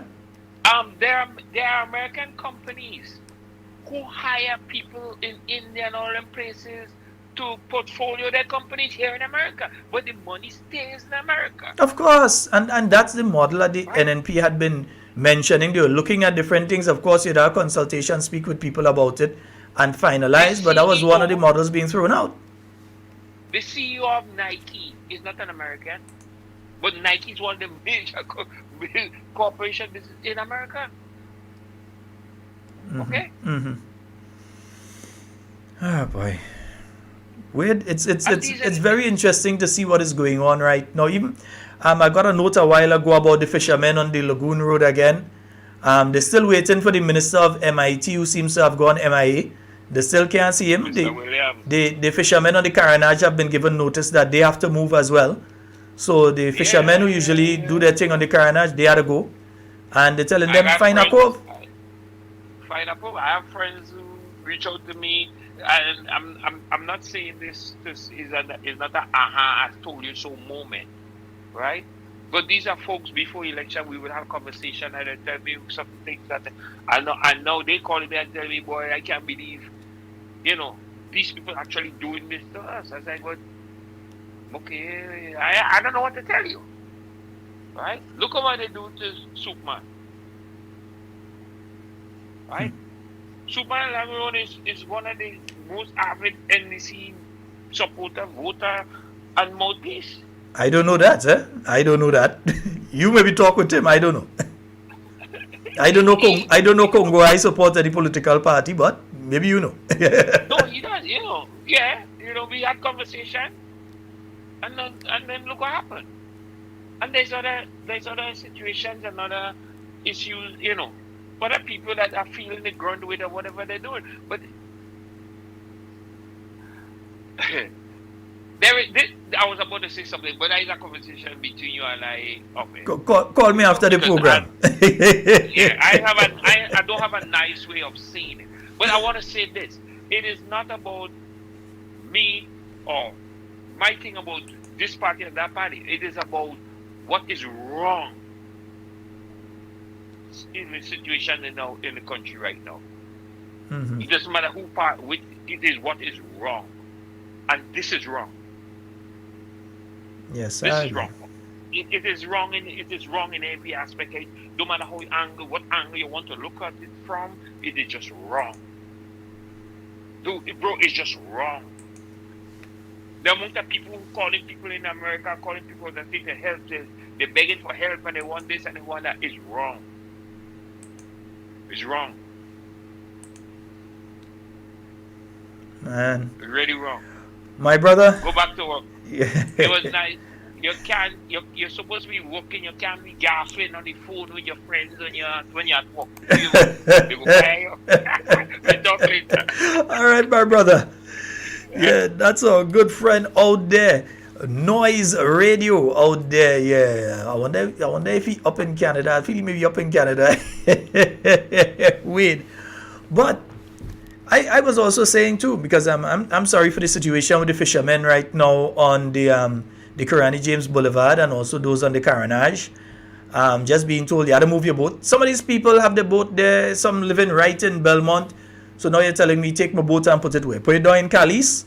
So I had to take a bus and then walk in to go and get my boat, or take it and put it in Grand Mall where I had to go and fight for a space and again take two buses and go to get. I mean, just a little thought in relation to how they're dealing with people would help a lot of these situations. Just a little bit of thought, a little bit of concern, a little bit of a Cuban. I say Cuban, yeah, Cubans are empathy. That's why I say Cuban and human empathy in relation to people would help in situations like this. But Again, you can't accuse the people of having them thing there. They do have them thing there. They do have them thing there. Are you ready? Just make sure all you're ready that when we say ready, all you're ready to move. NNP, we moving. 4407377. We still have roughly about 8 or so minutes on the program for tonight. Old people, they say, back long time ago, if something ain't break, don't fix it, leave it so. And up to this day, this I still maintain. This is why I say, Nazim never again. Everybody. And we've got a call online. Good night. Hey, Sheldon, good night. Good night, sir. Sheldon, I want to ask the question here now. A person like me who had shares in Grenlec, I had 200 shares. 200 shares. And I was getting $26 a month. $26 a quarter. $26 a quarter. And now that they would have scrapped that, if Grenlec now would be sold, would I automatically be among the shareholders and don't have to pay anything more to buy shares? No, I think if they're selling shares would be the shares that the government has bought back. It wouldn't include your shares. Your shares, you hold that. So any shares to be sold would be sold, the ones that the government has bought. The shares that were with WRB, that the government of Grenada under the New National Party bought back, those are the shares that are in play right now. But once those shares are sold, Grenadians lose control of the company. You understand? And if it's a company, let's say the company is from Abu Dhabi, that comes and buy it, that means that the majority of dividends are going to be going to that country, as what was happening before. The majority of dividends were leaving Grenada and going to Florida. It is a loss for the previous shareholders. Well, I won't necessarily say it is a loss for the previous shareholders. I'm trying to think in my mind. I'll have to speak to somebody with an economic background on that. But I can't say. I don't want to go and do any scaremongering to say that, hey, you're going to lose, and I'm not sure. Let me find out. I don't want to say you will, and I don't want to say you won't. Let me speak with someone who could tell me yes or no. All right? I just don't want to. I don't want. It's easy for me to come and play politics here and say, yes, partner, you're going to lose everything. You ain't going to get nothing. And scaremonger. I ain't on that. No. We don't operate that way. I'll find out, and I'll make sure tomorrow I will address that question for you. Because it is a very intelligent and valid question, and I will address it tomorrow for you. All right, caller? One thing more. No problem. The Prime Minister, when there is a Prime Minister who's supposed to live in the Prime Minister's residence, he gone and rent a place in Lansapin for over $27,000 a month. Give him at least, if he go for 1 year, over $333,000, and plus if he stay for 5 years, would be over $600,000. Why is the Prime Minister doing that to Grenadians? Why did he do that? Using the Grenadian post when that money could have been spent in other places when he had a free house to stay. Yes, indeed. That is another achievement of him as Minister of Finance, wasting money on additional building. Thank you so very much, caller. Thank you. All right, great.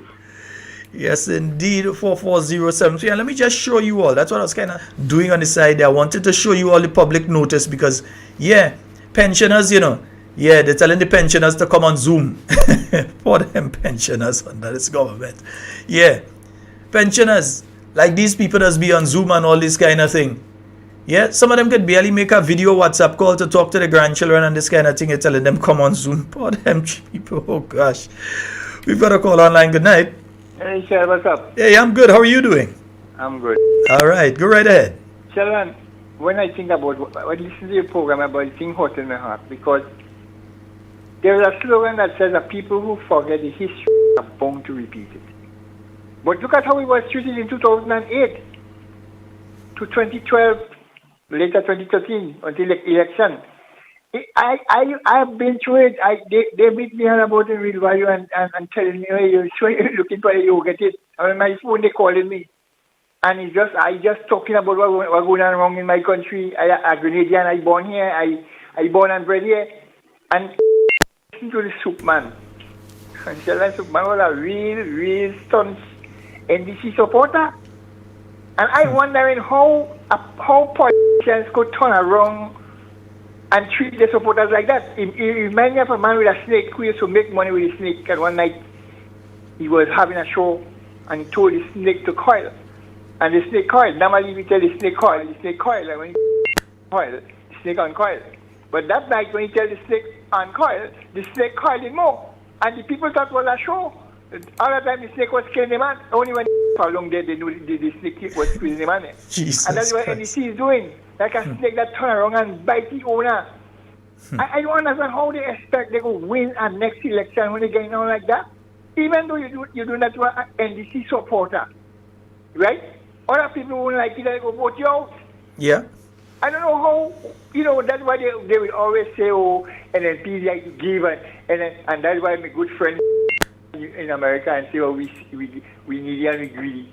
And she's the same person who is sitting in the parliament now. She's representing Grenada and she go and say we needy and greedy. Where in the world people have needy and greedy people? America, England, Canada, all about needy and greedy people. But she could go in America and say, oh, we needy and greedy. It's just dotishness in these people. Their brain blocked with negativity, although they seem to have education. I said, Lord, I'll tell you what. That bill, ask them to pass that bill to protect themselves. Well, of course, that's part of what they're trying to do. Because they feel they're getting so much bashing, and they feel they're not doing things right. They're not nobody to do whatever they want to do. They get in and do that in the liquor shop or the liquor store. They could just open it and close it when they want. So they could just do what they want, and Grenadian people must take it. But you know one thing, I tell them, one day we have to teach them a lesson. All right, my brother. That is in the ballot. It's not far away. Have a good night, partner. Thank you so very much. Yeah. Yes, indeed. And I think we have one more call. I'm going to take the one more call because I think we're already up on the time, but I'm going to take this call. Hello, good night. Yeah, good evening, Sheldon. Good evening. Yeah, are you able to tell me when would be the Senate sitting to debate the data protection bill, please? Tomorrow morning, 9 in the I think it's 9 a.m. Yeah, 9 in the morning. Okay, then I just want to wish everybody the best for the remainder of this Holy Week, Good Friday, Holy Thursday, Glorious Saturday, and a happy Easter coming up. And same to you too, Sheldon. All right, thank you so very much. All right. And just to let you all know, yes, I will be doing program on Monday. Yes, Easter Monday, I will be doing talking points on Monday. I'm not taking Monday off. We're doing the program on Monday. Let's take this final call. Hello, good night. I had to call back. But I didn't even realize as you calling. we had to make it brief because I had to go. Very brief, because you'll get cut off on my end anyway. Yeah. I had a conversation with a new Consul General in Canada today. Mm-hmm. And the fact that I'm in Canada, I said, well, I'm in Canada, that fellow Grenadian who avid Grenadian and want to help my country or whatever, are you guys hiring? So I have to call him another day. Bye. Later. Wait, must come with some kind of madness. Folks, that's all the time we have for Talking Points tonight. It's been wonderful. And don't disconnect from what the final caller Wade has just said there. Yeah, that's kind of important. We're going back on that tomorrow. Folks, that's all. Oh gosh, no, I've seen the line again, but I can't answer. I must go. Folks, that's all the time we have for Talking Points tonight. It's been wonderful being here with you. And everything you say and do it safe and secure. We want to be speaking to and with you and not about you. And we'll be back tomorrow night, God's willing, as the Muslims say, inshallah. We'll be back tomorrow night at 8 p.m. with more Talking Points for you. I'm going to try my very best to see if I can extend a little bit tomorrow night, because a long weekend, but we ain't have a long weekend because we're coming in on Monday night and do our program. We promising we're coming in Monday night and do the program. All right. So, folks, that's all the time we have for Talking Points tonight. We heading out like this one. You know what, man? Yeah, let me head out with a nice mellow one right now, man. We heading out.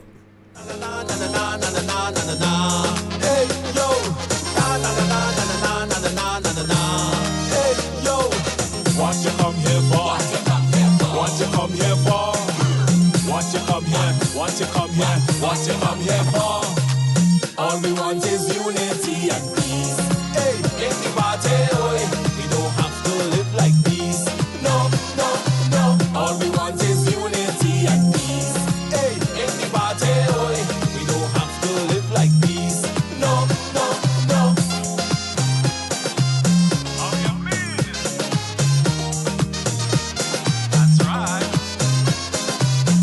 This is our party in here. We having our time, don't stop. We everybody breaking away. Strictly unity inside here. Tell them we don't want no trouble. This party is decent people. If you ever think